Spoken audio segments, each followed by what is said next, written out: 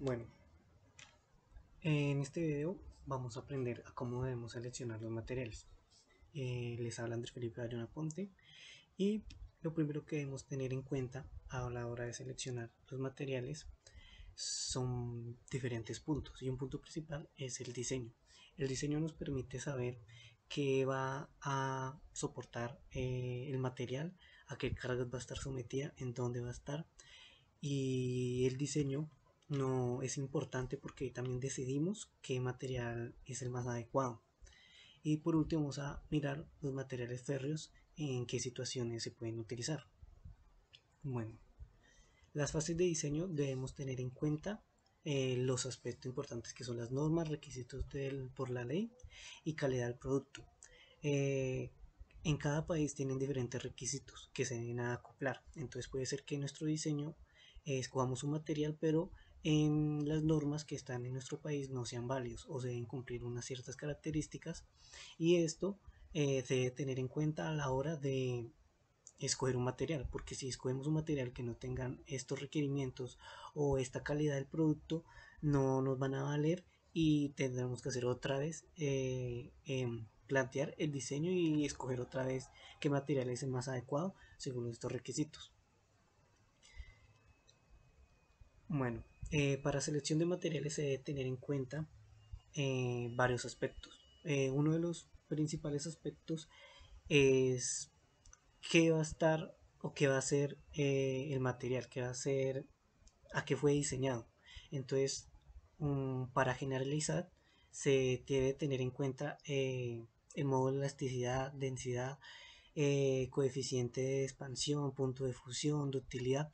Todos estos aspectos, costos, se deben tener en cuenta si, digamos, el material va a estar expuesto a altas temperaturas, entonces de soportar tanta temperatura. O si es muy pesado, entonces no va a funcionar para una pieza muy pequeña o para algo que estemos utilizando, necesitamos una densidad menor. Para esto debemos tener en cuenta estos puntos importantes a la hora de seleccionar un material, qué es lo que va a estar enfocado, lo que estamos diseñando. Listo. En las restricciones debemos tener en cuenta que los factores físicos son aquellos a los que está sometido eh, la pieza. Entonces puede ser la intemperie o cosas que afecten en la pieza. Listo. Factores mecánicos es si la pieza tiene en sí unos ciertos factores que les permita estar en o ofrecer los requisitos que necesitamos para una pieza o un objetivo. Los procedimientos y fabricación es que los requerimientos que digamos necesite estar un temple o una cierta característica de un procesamiento para que llegue a cierta característica, que esto lo cumpla y que cuente con estos requisitos. Duración de los componentes es que se debe tener en cuenta cuál va a ser el desgaste o cuál va a ser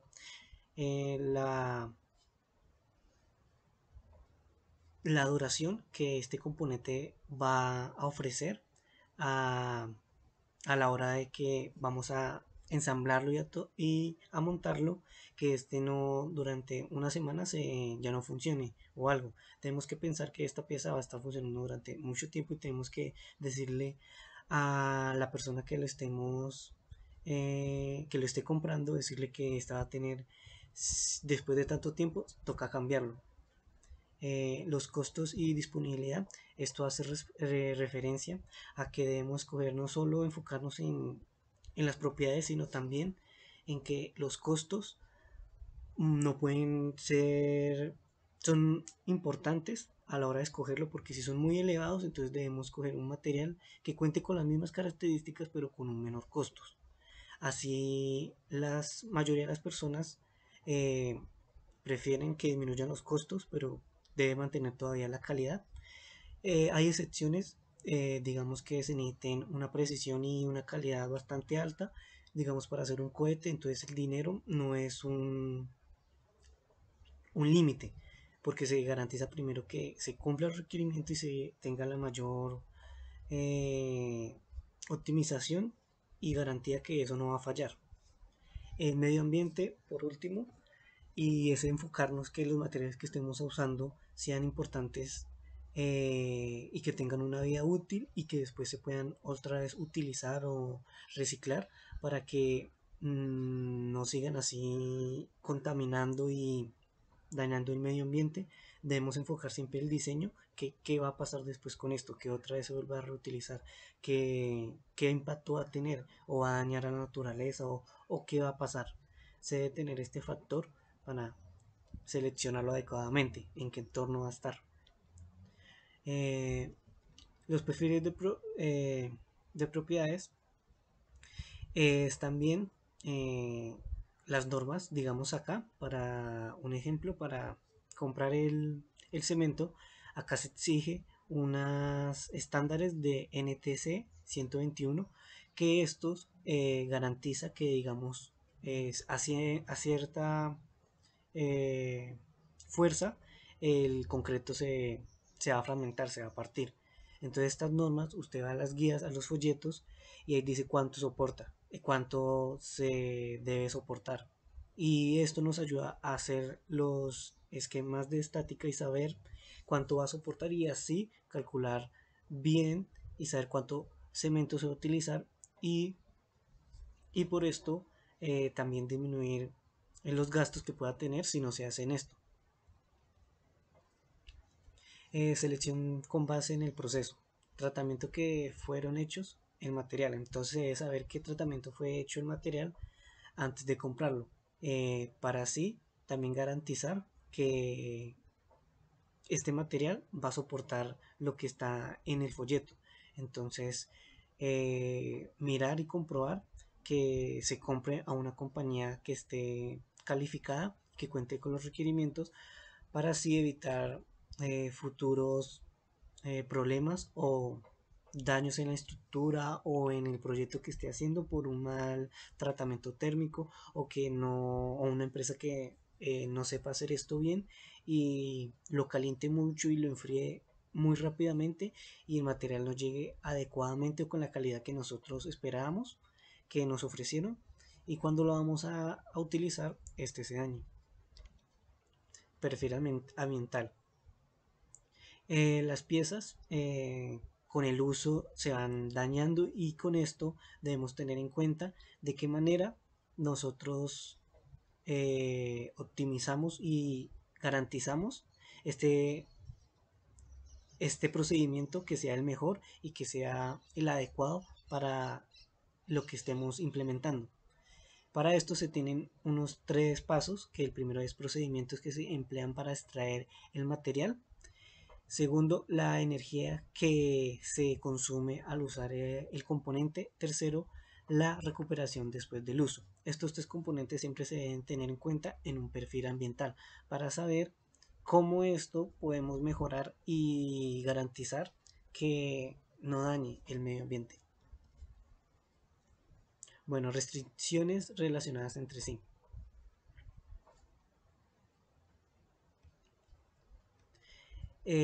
Uno de los rendimientos y eficiencia de estos materiales se pueden observar en tablas.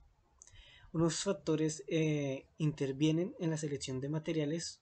Hay muchos como el polietileno, cloropolidino, poliestireno, polietileno, y todo esto tiene unas características donde uno puede mirarlo en tablas y observar qué componentes tienen y así podemos decir, bueno, este material tiene ciertas propiedades y necesitamos ese material, pero hay otros que tienen esa propiedad y pueden ser compatibles o pueden ser similares.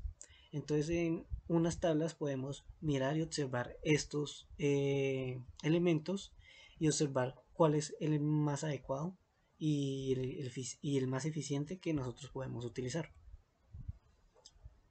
Bueno, ¿para cómo catalogamos esta eficiencia? Se estarán preguntando. Entonces la eficiencia la podemos calcular con esta simple ecuación. Carga sobre el elemento estructural dividido en el peso del material. Así podemos calcular esa eficiencia que va a tener el material en nuestra estructura o en nuestro proyecto que vamos a utilizar. Otro punto importante es la economía. Entonces, para saber qué material es el más adecuado dependiendo de la economía, es poner carga que la estructura soporta dividido en el costo del material. Este costo del material está, está en cm, que significa el costo del material por unidad de masa, y lo multiplicamos por la masa de lo que vamos a utilizar. Y así podemos saber en diferentes materiales cuál es el más económico que cuente con las mismas características que necesitamos, y así sabemos y comparamos cuál es el más económico. Listo. Eh, el diagrama que estamos viendo es densidad y resistencia. Entonces la resistencia está en megapascales y la densidad está en miligramos sobre metro cúbico.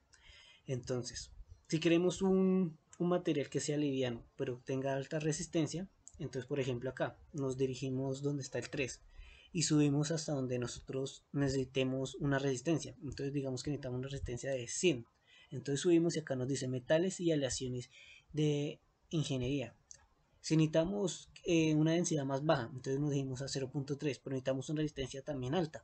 Entonces nos vamos dirigiendo y el más cercano está en paralelo del gramo, que significa madera. Entonces podemos utilizar madera si necesitamos una densidad baja pero que tenga una resistencia adecuada. Y así necesitamos saber entonces cuánta, eh, cuánta resistencia necesitamos que soporte, y así podemos jugar con la densidad y mirar qué material es más conveniente si la densidad es un factor importante en nuestro diseño. Listo. Otro es si necesitamos el módulo de Young, o sea la elasticidad, que no se expanda o si se expanda, entonces nos dirigimos a otro gráfico. Este es de densidad y el módulo de Young. Entonces acá en la densidad, si necesitamos una densidad ni alta ni baja, digamos de 1, pero que el módulo de Young sea alto, entonces nos podemos subir y acá dice que polímeros en ingeniería. Pero si necesitamos más, la densidad no es tan importante, entonces podemos aumentar si necesitamos más, un modelo de elasticidad más grande. Y acá nos puede servir metales y aleaciones de ingeniería, o más, si necesitamos un módulo de elasticidad más grande, entonces acá están los cerámicos de ingeniería y nos dirigimos a, ya tenemos una base donde necesitamos a listo. Entonces vamos a buscar cerámicos de ingeniería y buscamos qué clases de cerámicos hay, y así podemos escoger cuál es el más adecuado. Listo. En otra tabla, digamos, este es de módulo de Young y costo relativo por unidad de volumen. Entonces en este caso se va a analizar el costo que vamos a obtener si vamos a comprar algo, digamos, solo necesitamos 100 gramos, entonces eso no va a ser tan costoso. Pero en la industria, o si vamos a hacer un proyecto grande, va a requerir muchos materiales a un gran volumen. Entonces estos costos serán mayores y se debe tener en cuenta. Entonces si los costos, como está abajo, entonces no estamos con un presupuesto de tanto, pero necesitamos un módulo de Young de digamos 10. Entonces miramos, entonces 10 polímeros de ingeniería, y si vemos que el módulo de Young es adecuado con los cálculos que hicimos, podemos obtenerlo. O si necesitamos disminuir mucho los costos pero que tenga todavía el módulo de Young que necesitamos, acá nos dice que madera paralela al gramo. Entonces ahí tenemos que jugar con las tablas y con mirar y observar, porque estas tablas pueden ir cambiando dependiendo de la ubicación donde uno esté y también de los requisitos que uno necesite. Entonces van cambiando los costos y en el lugar de donde esté. Entonces tiene que uno observar qué empresas hay o si toca exportarlo y mirar esos costos.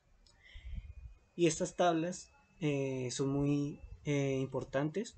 Claro que lleva su tiempo, pero es esencial, porque si uno escoge mal el material y, y lo escoge porque tocó, entonces va posiblemente a tener unas consecuencias a la hora de su uso. Puede ser que sea instantáneo, puede ser que en un tiempo deje de funcionar o se caiga, y como ingenieros debemos evitar esos problemas y garantizar eh, la mejor eficiencia y la mejor calidad para lo que se va a utilizar. Rendimientos y costos. Las consideraciones principales son, primero, la propiedad del material, que las propiedades que vamos a utilizar tengan el material. Segundo, el tratamiento capaz de determinar el costo del componente estructural. Entonces, como ya les había mencionado, necesitamos un material, pero digamos que en nuestro país no lo hay y toca exportarlo, toca mirar ese costo.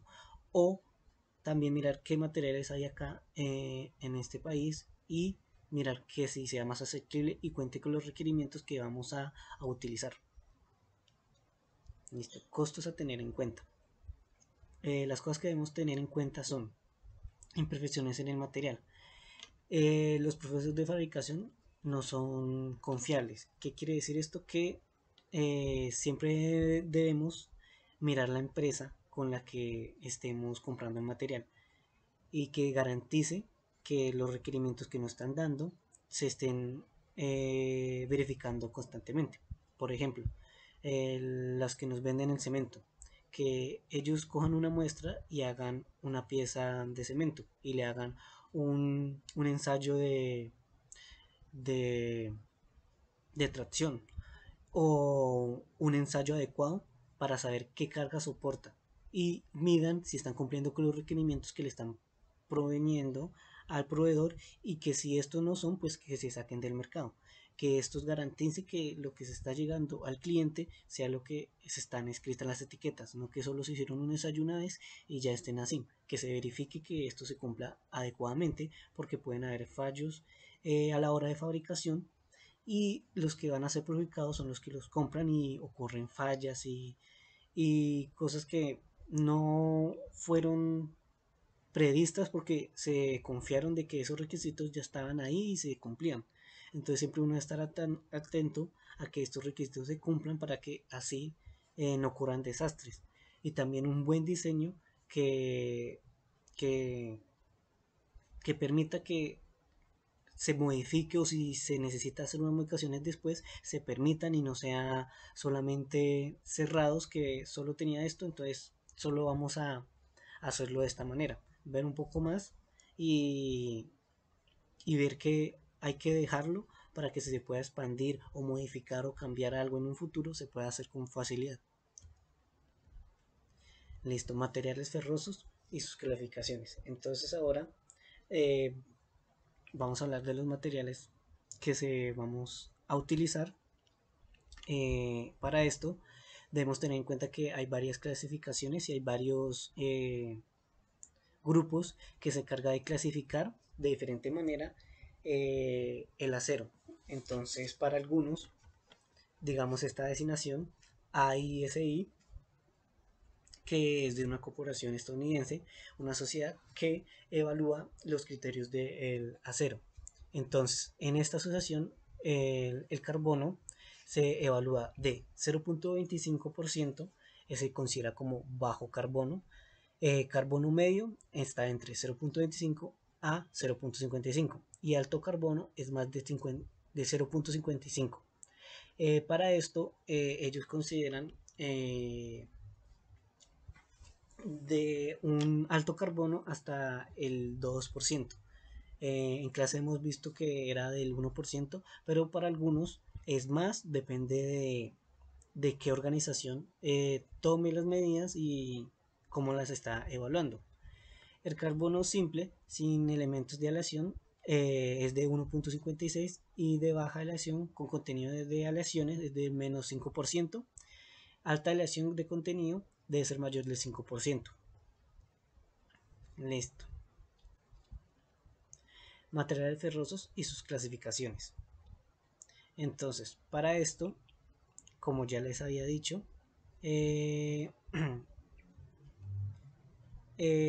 esta organización de AISI SAE tiene una clasificación que son, se utiliza una serie de 4 o 5 dígitos. El primer dígito se refiere al tipo de acero. El segundo dígito se refiere al contenido en % aproximado del elemento en aleaciones principales. Los últimos 2 o 3 se refieren al contenido medio de carbono en centímetro del % de este. El acero es utilizado para varias cosas y se le van agregando ciertos elementos, magnesio y otros elementos químicos para así cambiar sus, eh, sus características y va a perder otras. Pero estas características, si se le agregan ciertos elementos, es para mejorar ciertas aplicaciones que va a llegar a utilizar este material y por eso se le hacen estas eh, aleaciones y se le van agregando estos porcentajes de elementos para así que cumpla con los requisitos que se va a utilizar este material. Porque digamos se necesita que sea más resistentes a golpes, pero que el modo de elasticidad u otras propiedades no interesan porque no se van a aplicar se va a aplicar a lo que se va a utilizar. Listo. Como podemos ver acá, entonces el carbono ese ya como número de identificación el 1, el níquel lleva el 2, el 3 níquel y cromo, y así 5 el cromo y así sucesivamente. Así tiene todas las clasificaciones y si uno quiere buscar un material, pues va a unas tablas y si va a comprar un material con estas características de esta sociedad, entonces ya tiene estas referencias. Como podemos ver acá, también tienen los porcentajes y nos dicen eh, eh, que con esto podemos guiarnos y el porcentaje de carbono, ese lo podemos eh, decidir qué porcentaje de carbono o ellos ya tendrán unas listas de qué, qué elementos tienen, porque estos no siempre se producen eh, masivamente. Lo que quiero decir es que digamos que el acero de níquel es el más exigente, entonces se va a fabricar con más frecuencia, pero el 44 que es melibdeno no se va a fabricar tan repetidamente, entonces no tiene muchas eh, reservas o no tiene muchos elementos ya fabricados. Entonces hay que tener en cuenta también